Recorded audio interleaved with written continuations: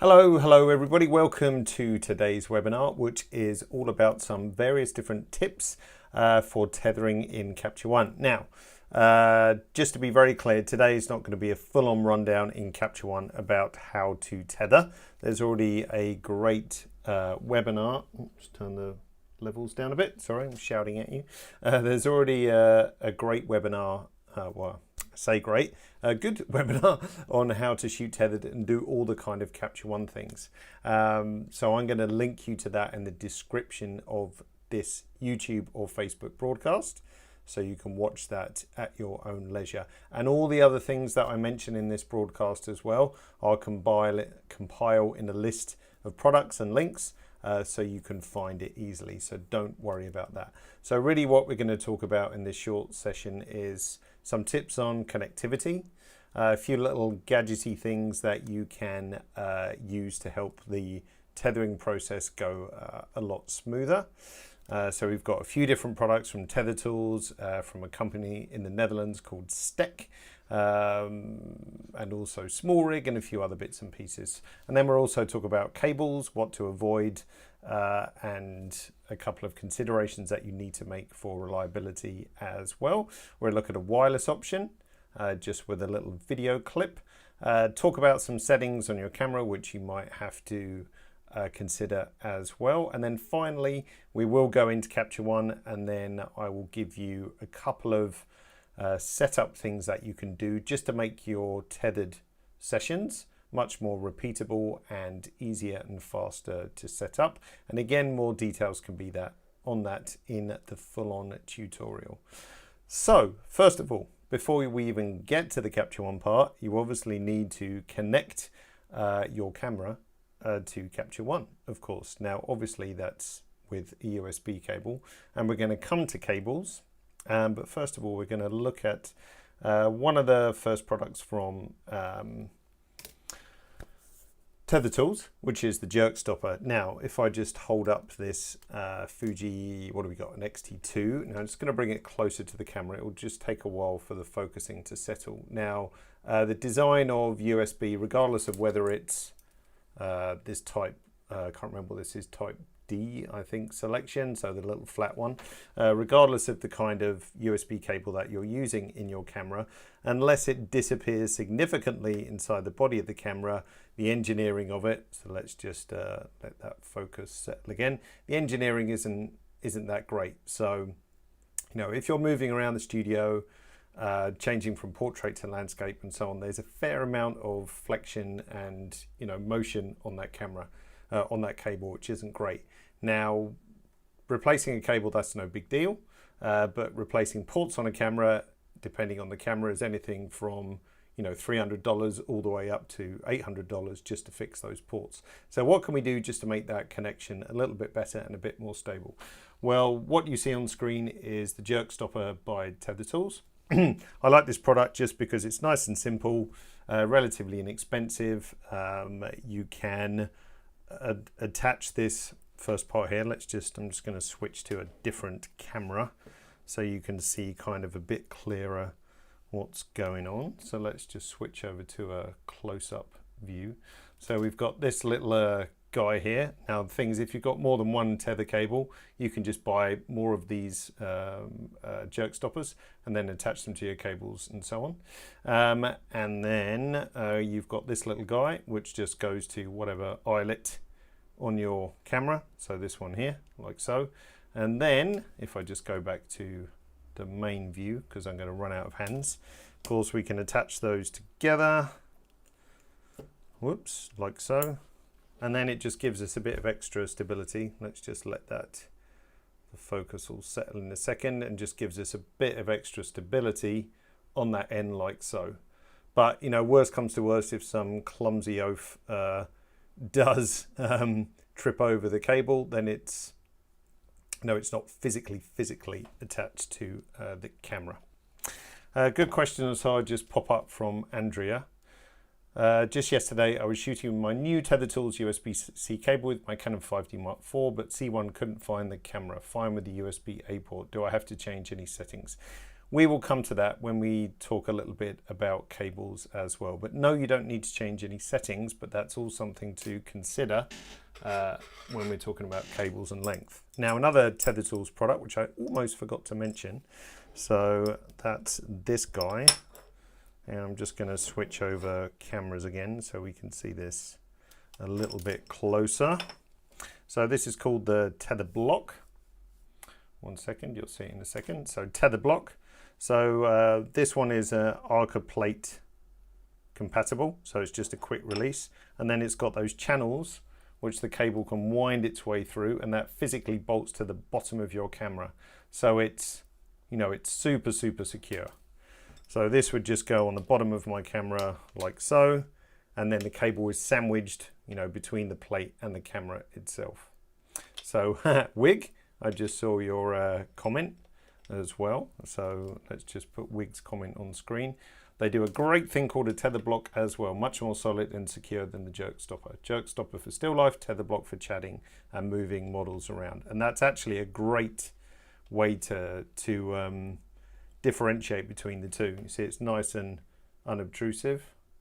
Just let the focus settle. And then the camera, obviously, I didn't want to sit here and fiddle with it, but that would be sandwiched in between the tether block and the camera itself. So it's super, super secure. Of course, you just have to be aware of clumsy people like me in the studio aren't going ahead and tripping over it and so on. But I think Wig, just to put up your comment again, that's a really good way of, let's just move that down a bit. That's a really good way of differentiating between the two.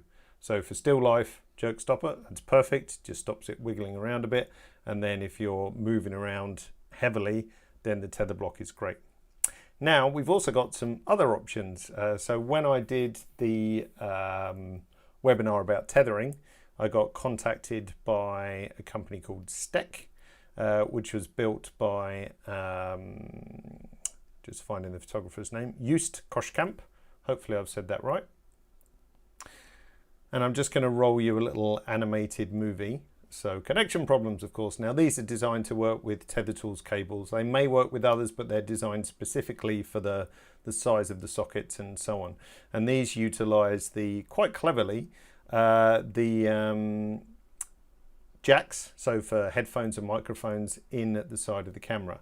So if I just bring up a few different styles, they're currently available for Canon 5D Mark III, Mark IV, 5DS and R, EOS R, Nikon D800, D810 and D850, like so. And there's also more designs coming as well. So that's Steck, S-T-E-K-K. And again, the links for these I'll put in the description of the YouTube video and the Facebook broadcast, wherever you're watching.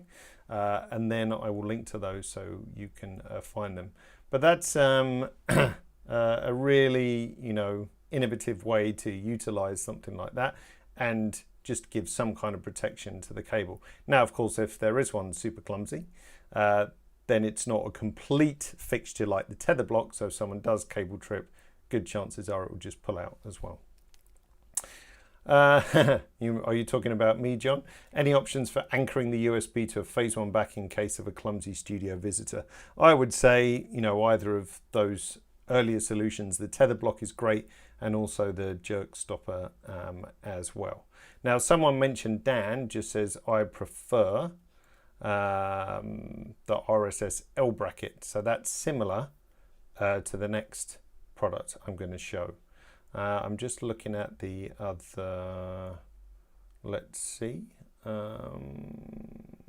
let's have a look. There was a question which I missed. Jeff says, do they make the tether block and other tripod mounts such as the Manfrotto 410? I'm not sure. If you look on their website, this one is the, hang on, I'll switch cameras so it's easier for you guys to see. So make sure that's looking good. So this one has the Arca Swiss compatibility. So it's just quick release, which is great. So you can just snap that on and off the tripod, no problems at all. If they make them for Manfrotto, I don't know, but if you check their website, then you'll be able to see the kind. Also, there is a non-Arca one, which you can just directly screw, you know, your normal tripod plate on. This also has screw threads in the bottom. So if I wasn't using an Arca compatible, just find focus, if I wasn't using an Arca compatible tripod head, then I could screw in the tripod plate and then snap that on as well. So it is possible to use both. Okay, Bill, what about Cam Ranger? There's wireless option coming up. And where was Dan's comment? He said, what about an RRSL bracket? So that's one option which I didn't put up here, but I found a similar thing, Dan, which was from Small Rig.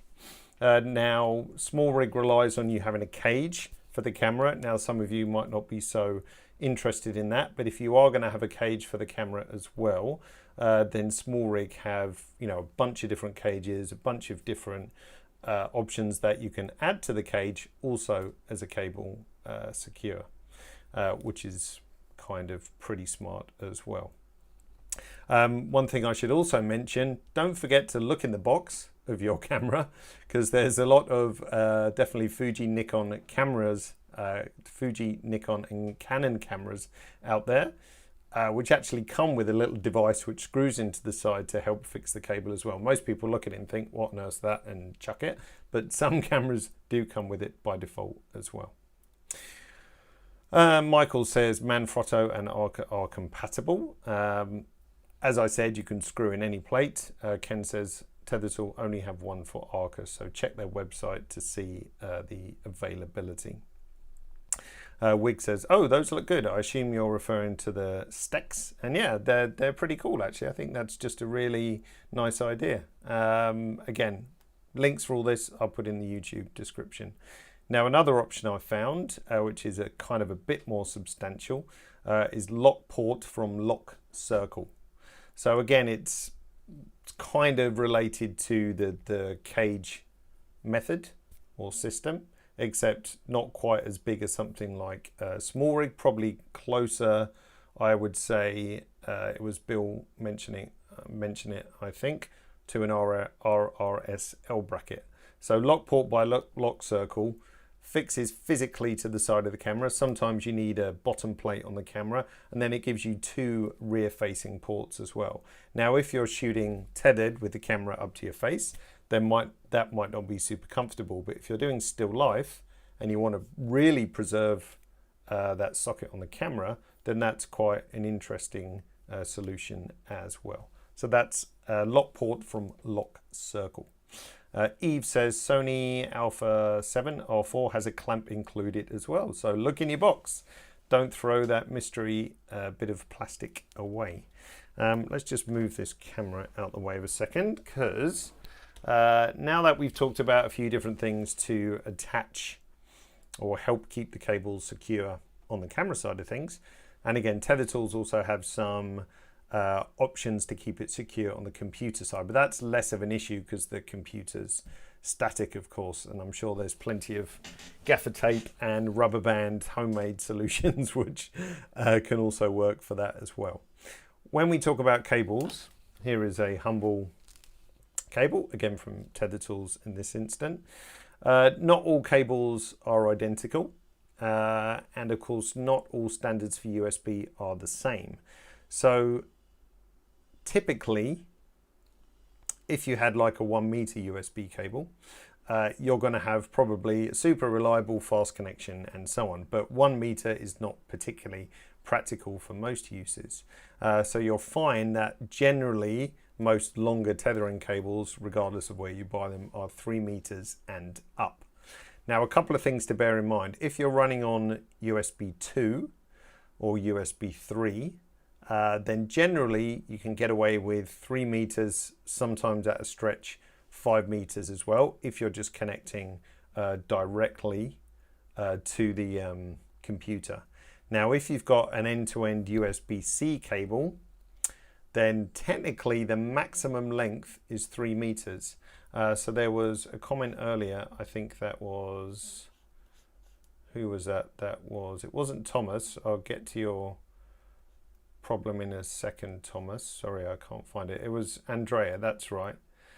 Couldn't find the cable with the USB-C cable. So Andrea, let us know how long the cable was actually. If it was longer than 3 meters, that's probably why. And also, if you're running on a MacBook Pro, 16-inch, interesting issue I came across with the Fuji camera, and this was naivety on my part, and nothing to do with Fuji, I should say, either.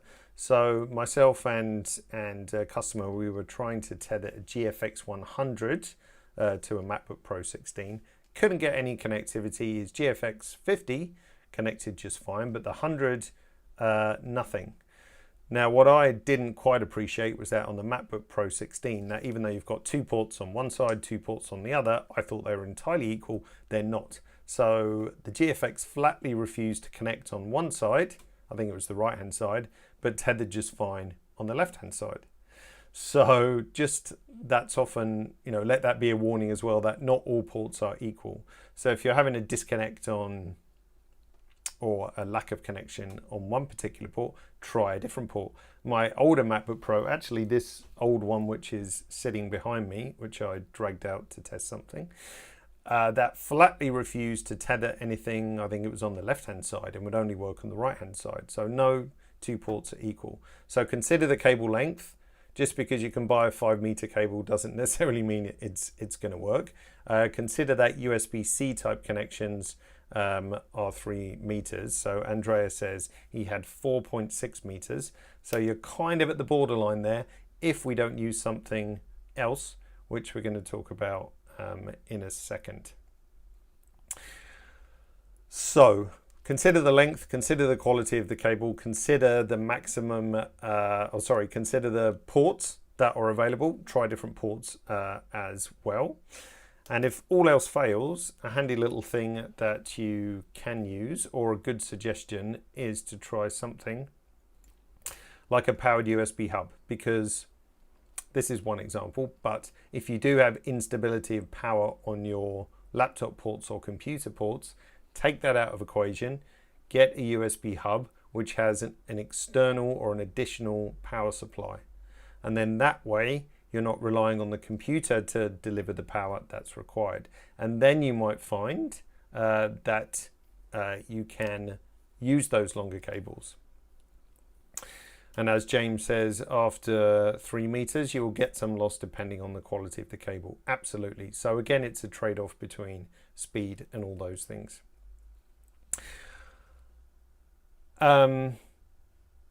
Also, again, you can have a little browse around tether tools. If you want to go longer than your standard 1 meter, 3 meters, 5 meters, or whatever, you can also buy extension cables with a booster built in as well. Now, some of those can be powered, some are just passive, but that's also another option. Andrea, again, if you're getting issues with getting that connection, then that could be something you can look at as well. Now, a handy little thing which Tether Tools also sent me, or the UK distributor, was this thing. So if you do have to use an extension cable, this is a really cool little gadget, which I've actually got one here. I don't know if the camera will grab focus on this very slowly. So the technical term for it, just got to check the notes, the jerk stopper extension lock. And it's pretty cool because the thing separates. So I can actually unscrew it and then it comes in 2 parts. These open up as well. Let's just go to the right side. And they've got a nice little cable grommet in there as well. So I'm just going to switch to a different camera so you can see that a little bit easier. Like so. Sorry, there's the camera cable out of the way. So nice little cable grommet at the end. So one side of your cable goes in there, and then this one would open up too, and then drop in there. And then the cool thing is, when you're done with it, or when you've got your 2 halves ready, just to make it really secure, just snap them back together. Then, as I said, you can wind up one part, and then that means there's no movement or flexion inside there, and then that can sit on the studio floor. Clumsy people like me can trip over it, tread on it, and so on, and then the connection inside is kept nice and safe. So that's a handy little thing if you do have to go to the extension route. Okay, so going back to the USB hub, we mentioned that. That's just one example. That's one that sits under my desk, which is why I just grabbed a picture of it. Tether Tools have options as well. They've got cables which can give a boost, or a physical items similar to that as well. Okay, as Rob said over here, I'm working on location. I use the Tether tools block from side to side, but what is there for the laptop side of things? Tether tools have a couple of bits and pieces, which depending on the age of your computer, like on the older machines like this one behind, you could kind of snap an accessory into the network port, but as now we've just kind of moving towards just USB-C, that's not so useful, but they've got some things you can clip onto aero tables and other bits and pieces. So have a check on their website. But I've seen all kinds of ingenious stuff, homemade stuff, gaffer tape, rubber bands, Sugru, the little moldable silicon stuff to make cable guides as well. So all kinds of creative things. All right, now if cables aren't your thing, we can talk a little bit about wireless stuff. Now, don't know so much about the Cam Ranger. I used it a long time ago, but not recently. Mario says, I use the AirDirect. It works great. So I'm just going to roll a little clip of the AirDirect in action. It's only about 20 seconds, I think. And that's of Joe McNally doing a shoot in New York. And he explains why it's useful. This is entirely new stuff going on. This is, you know, knock on wood, right? The best solution for wireless tethering I've seen. Because I'm on the streets of New York and we have a mandate with our permit that we really cannot block pedestrian traffic. We can't hold people back. I can't run power cords. So I've got a DTAP power situation right in here, bonded to the Tether Tools table, and I'm powering up my computer, and you know, I've got this rig here that's really kind of autonomous, which is kind of cool. All right, so let's take it piece by piece. At camera, Nikon Z7, high res, okay, 2470 f2.8, super sharp. Wide field of view, horizontally framed. I'm feeding all of my images into the Tether Tools AirDirect, which is in turn feeding them to my computer wirelessly. It's working really, really well. So there we go, little clip from Joe McNally, courtesy of Adorama TV. They put out a lot of good content on YouTube, so check them out as well. And that's a clip from a series Joe McNally did called the Point Shoot Mysteries, just a little fun series of various different shoots, and really interesting to watch and follow as well. But that situation, shooting with a cable, not necessarily so easy. Can't have trailing cables on the street in New York because of the permit, obviously. So that's one way to go wireless as well. The only thing you have to appreciate with wireless shooting with something like the AirDirect is that your speed of transfer, it's not going to be as fast as shooting with a cable. But if you're not rattling off the shots, no big deal really. So in a setup like that where Joe wasn't necessarily shooting crazy fast, you know, it worked great. And then that way, of course, as he said, he had that autonomous rig that no one would trip over. Now, as my buddy on the chat says, we don't officially support the AirDirect, so we can't guarantee that it will work. But as people are saying on the chat as well, I use the AirDirect, it works great. Love my AirDirect, so lots of AirDirect love as well. I know they've had an update recently as well. That improves support for recent OS systems like in Catalina and everything as well. And as Monty says, AirDirect works great when you shoot RAW and JPEG. Wig says, Joe sounds happy, but I worry about the speed of transfer could be slow. I mean, it really depends what you're using. Obviously, if you've got a high megapixel camera, it's going to be a bit slower. If you've got a low megapixel camera, it's going to be quicker. But you can also elect to send just JPEG and shoot the RAWs to the card, and I think there's a few other options like that. But check out the Tether Tools website if you want to dig into the details of it. Okay, so and the last comment, Wig says, well, I have one of those protective case cable joints. It's really good. Always been kicked around with stylish models and it rarely gives me issues. Exactly. If it's just a physical plug and socket sitting on the ground, it's going to disconnect. It's going to get trodden on. So putting it in a neat little box like that, that's actually a really cool idea. And I really like the design that it kind of has a big thread in it and then you can tighten it up so that nothing actually shifts around. That's pretty nice. All right, so now we can have a look at a couple of Capture One things. I just saw a question about, where was it? Just scrolling up. Monty says, a way to have images saved to camera cards in the PC during tether. It's not something that we do in Capture One. And just to explain a little bit how come you can do that in some other applications and not in Capture One. The technical explanation is that for tethering to Capture One, regardless of whatever camera it is, there's a couple of ways we can go about it. We can use something from Canon, Nikon, Sony, etc. called the SDK, which is the software developer kit, which kind of gives us tools to be able to communicate with the camera and so on. So traditionally Canon and Nikon would supply those.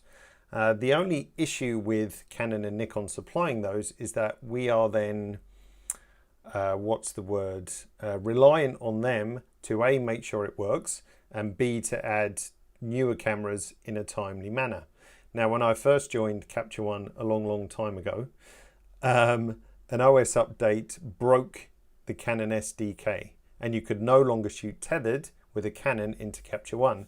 Now, at the time, Canon was definitely the most prolific camera in any studio or of anyone using Capture One. And I think it broke tethering support. It took them a long time to fix it. It wasn't, oh dear, we can't shoot tethered for a couple of weeks. We were talking months that no one could shoot tethered with a Canon camera into Capture One. Definitely not a good situation. So we took the decision after that to not rely on manufacturers' SDKs and develop our own so that A, we could have timely support, and B, if there was an OS update that broke something, we were then in control to fix it. What it also means is that we could focus on performance.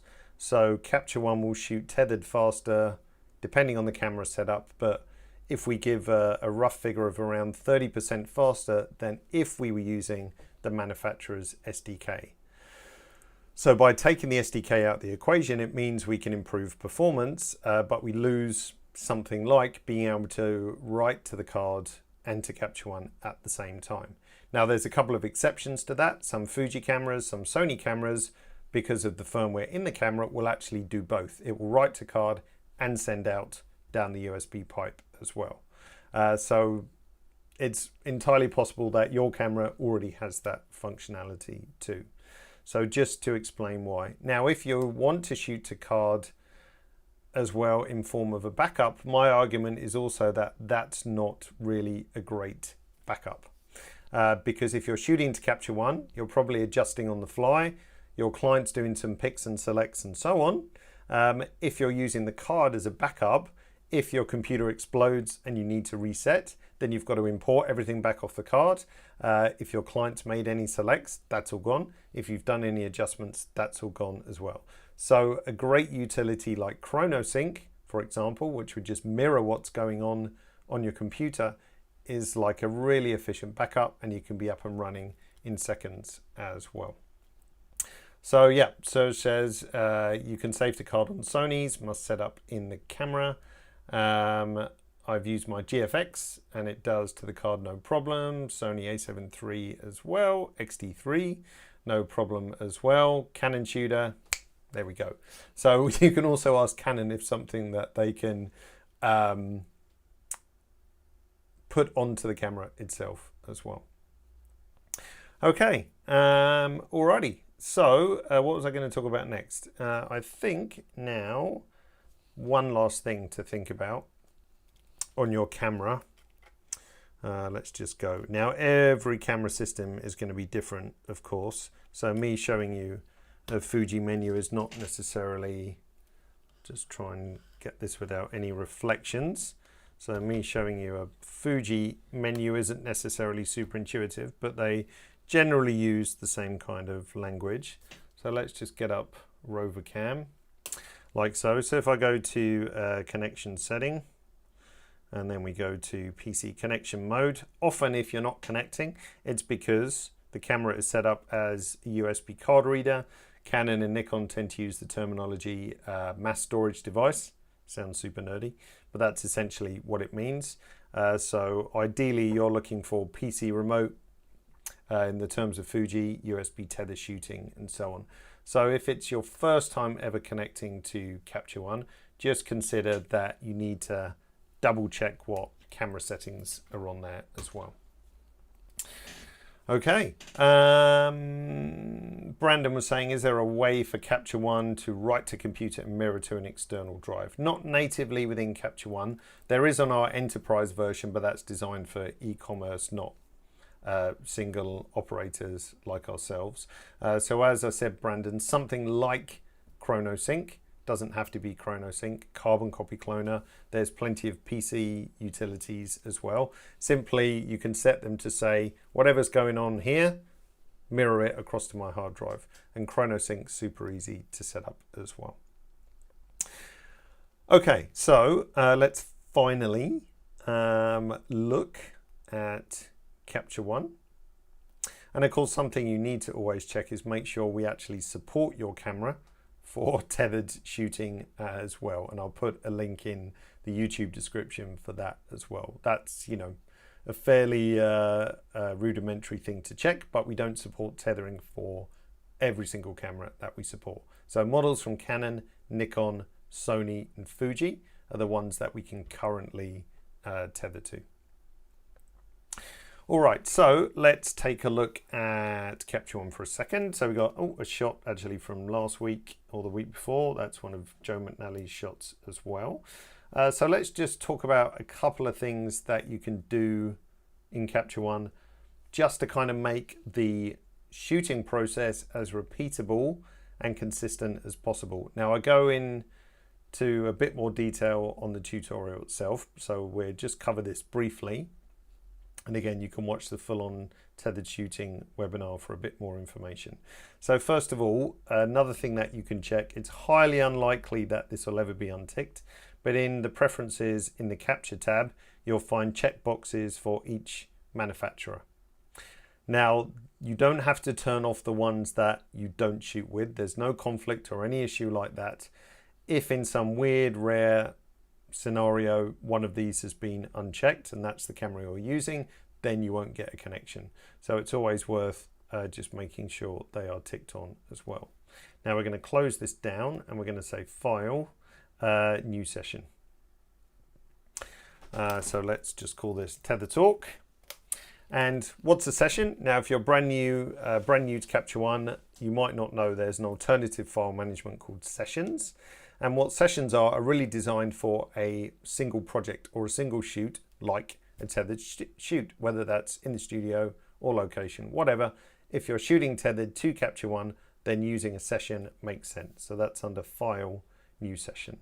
So what does a session look like? Let's say OK. We'll look at that into our Pictures folder so you can see. There's our Tether Talk. So we have 4 folders by default: Capture, Output, Selects and Trash. If we do nothing else and we hooked up a camera to Capture One and took a picture, then it would go straight into the Capture folder. If we exported out some pictures using process recipes, again more detail on that in the tutorial, they would go straight to the Output folder.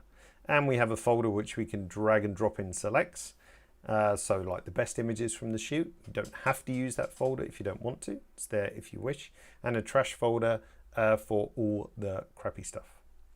So that really is the premise of a session. And the nice thing is that whole session, which makes backing it up very easily, can easily be copied, moved or mirrored to an external hard drive like this one during the shoot or periodically or whatever. Now, a couple of awesome things that you can do to help automate this process is something along the lines, or whatever it's called, or not along the lines, but referred to as a template in Capture One. So let's say you're doing a shoot in the studio and you want to have a few more capture folders. So a lot of people don't realize that you can expand out the original session architecture or the default architecture. So let's say we're in the studio, we're going to shoot 3 things, 3 people, 3 looks or whatever, and we want to divide up the capture folder. So if I just make some new folders here, so I'm going to call this lighting test, and we're going to make another one. We call this shot 1, And we're going to make another one, and we call this shot 2. And we'll make a final one, and we're going to call this shot. Sure. Call this shot 3, like so. So we've now divided up our capture folder into 4 additional capture folders. Mac users, you can grab these and then drop them into session favorites over here, which is in our first tool tab. Why do you need to do that? Because if you don't do that, then A, it's slightly cumbersome to access them, and B, if you're using smart albums or anything like that, Capture One won't know that these 4 folders exist. It will only consider these 4 folders. So by adding it to session favorites, we now know that these are part of this session. Okay, another cool thing that we can do is, by default, if I plugged the camera in now and took a picture, then it would pop up here and it would load it into the capture folder, because that's how Capture One is set up by default. But the first thing that we're going to do is that we're going to right click on lighting test, and we're going to say set as capture folder. So lighting test is now our capture folder. We know that because it gives a little camera icon next to it. So again, if I hooked up a camera and took a picture, it's going to go into lighting test. Now, before anything else, and the reason why I'm doing all this kind of stuff is so that you can save all of these things as a template, so you only have to do it once. Now, if we look at our next capture naming tool, by default, that just has a name, or uses the name of the session and adds in a camera counter. Now, that's not especially interesting or necessarily unique, or doesn't really tell you what this particular shoot was about. So let's make a better naming convention. So if we click on this little 3 dots here, this opens up the naming format window where we can choose from these tokens. And tokens really point to some aspect of metadata and then use that to build a naming convention. So we're going to wipe out those, the current one, and we're going to build a new one. So the first thing that we're going to have is a slightly weird titled one called document name. So that's the name of our session. So straight away it's loaded up Tether Talk. Okay. Next thing I want to do is use this over here, the collection name. So if I find C and then a collection name and drag that up, it's now picked up lighting test. Okay. And now, because we want our files to be unique, we're going to grab a counter. Now 1 digit isn't really enough, so we're going to make that 4 digits. So now we've built our variable or automatically variable file name. Now they're all squished together, which doesn't look very nice. So in between, I'm just going to arrow in between and just put a hyphen like so. So now you can see my capture when we take a shot. It's going to be called Tether Talk Lighting Test number 1. Now, as soon as we've set up and we've done our lighting test and so on and so forth, we can then go to shot 1, right click and say set as capture folder. Note the little camera moves and my naming convention has automatically shifted. So again, we do our first shot. We're happy with that. We go to shot 2, right click, set as capture folder, and the name updates automatically. You get the idea. Now, I just saw a good question from David, because I forgot to mention it once I mentioned the Mac, was how do you add folders in Windows? Click the little plus button here in session favorites, and then you can add your session favorites. Just browse to those particular ones. Sorry, David, for missing that. Okay, so once you've gone through all your various different shots, then you'll have nice automatic unique names without you really having to think about it. Now, if at some point you want to play around with this counter, if we click on the 3 dots, we've got reset capture counter, set it to a particular number, and how you want it to count up in 1s, 2s, 4s. Generally it's 1s, obviously. Now, all of those things you can shortcut as well. So if we look at File, Capture Counter, then you see you've got various options here in the menu, which if we go to Edit Keyboard Shortcuts and we just type in counter, then let's just move you over. Then you've got all the various different counters that you can apply a shortcut to. And if you want to kind of make this process a bit quicker, there's also a set as capture folder in the menu. So equally, that can also be a shortcut. So if I type set as, and we want a shortcut for this, so if I do Shift Command C, that's already in use by copy, of course it is. Option Command C, let's try that. There we go, close. So if I go to shot 1 and do Option Command C, then it switches over my capture folder. I could do a shortcut to reset the counter if I wanted to. I tend to let just the counter ride, because the counter really is just about making it unique as such. If we look in the camera tool again and next capture location, this is kind of the same thing. So you'll see as we go through here, and I use my shortcut to change the capture mode, then you see next capture. Oh, that should switch. Hang on. Oh, it's probably because I haven't shot anything yet. As soon as I'd shoot, this would nip over to shot 2, shot 3, and so on. But if you're setting up the capture folder here, you can pretty much ignore this tool. It becomes redundant.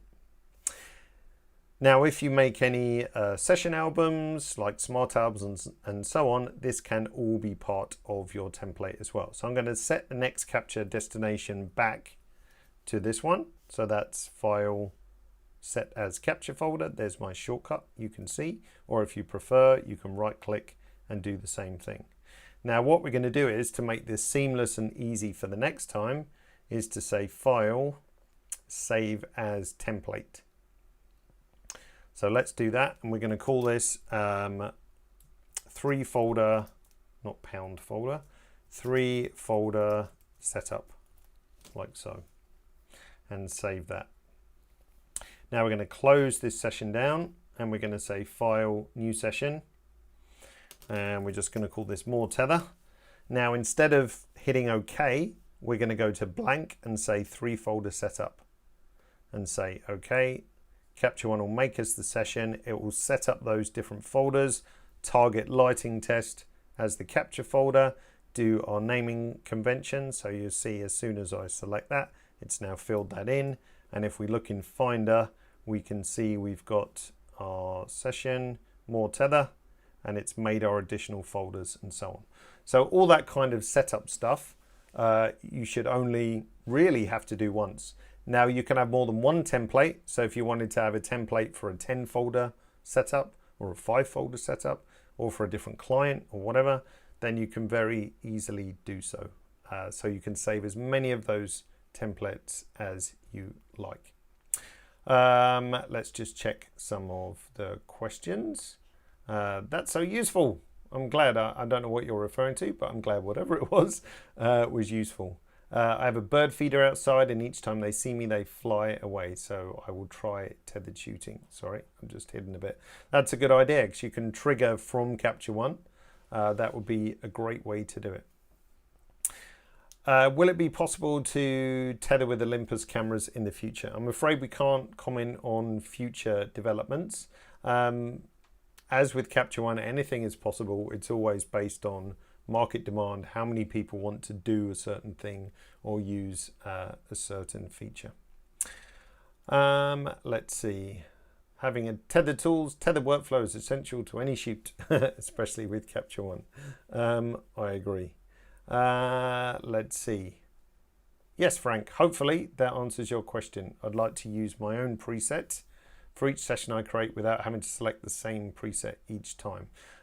Is it possible? Now, I'm not sure if when we say new session, the template is automatically selected, like so. So that was Frank, wasn't it? So Frank, if you're using a template, then that will be sticky, and all you need to do is name your session and it will kick in those preferences. So if I just said blank and make a session, it will just do the default, but it should be sticky on whatever template you last use, essentially. Let's see. Yeah, exactly. That's one of my feelings as well. If you're using Save to Card as a backup, then you've got 2 different kind of file names going on as well. So something like Carbon Copy Cloner, ChronoSync, or whatever, to just mirror that data from the session. And it's so simple, because the session architecture is just really ideally set up for that, because all you have to say is mirror this folder periodically, or when you detect a change, you know, those kinds of things. So it's so simple to do an easy backup to a little external hard drive. It's just a much better solution than trying to shoot to a card at the same time. Let's see. I think that is our last question. No vibrations when triggering from Capture One until someone kicks the tripod. Absolutely. So, and you know, you can use a shortcut key to trigger. You can use Capture Pilot on your mobile phone and so on. So there we go. All right, so as I said, what I will do, I will put all the links of the various different products that we looked at in a little summary and add that to the YouTube video, probably later on today or tomorrow. And then that way you can just have a little browse of all the things we talked about. So that was the jerk stopper, of course, just a nice, simple, cheap, basic idea. Then we had the tether block.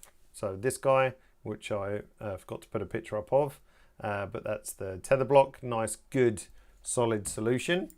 And then our other option was the stack products, which I think is a really cool, innovative idea designed to work with Tether Tools cable. Then options like Small Rig or RRS, as someone else mentioned, really right stuff. We had Lock Port from Lock Circle.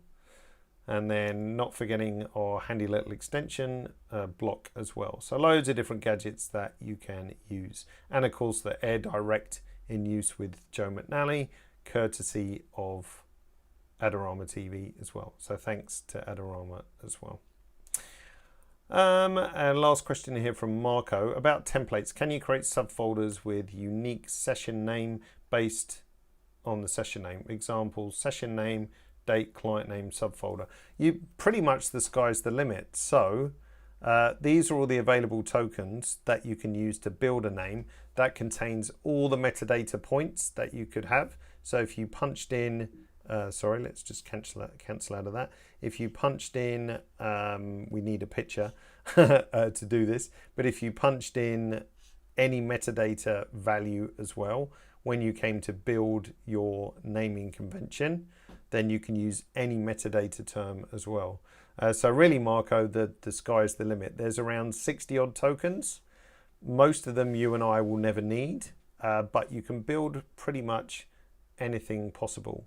Now, if you want to build the naming format, we've actually already done that. I was just looking at your question. I just put it back up on screen again. Session name, date. Yep, there's date tokens as well. We can always filter to date and time. So we've got current date and so on. So you can load that up as well and so on. So there really is, you know, the sky's the limit. So don't forget to reach out to support Marco if you have a specific example and you're struggling with it after looking at all the tokens, then we can help you make it as well. Oh, and Helga's got her homemade version. I haven't been comfortable with the jerk stopper and I've wrapped the cable loosely around the lens instead. So there's all kinds of homemade operations as well. So the jerk stopper's always worked great for me. But as you saw, there's plenty of other options that we can choose as well.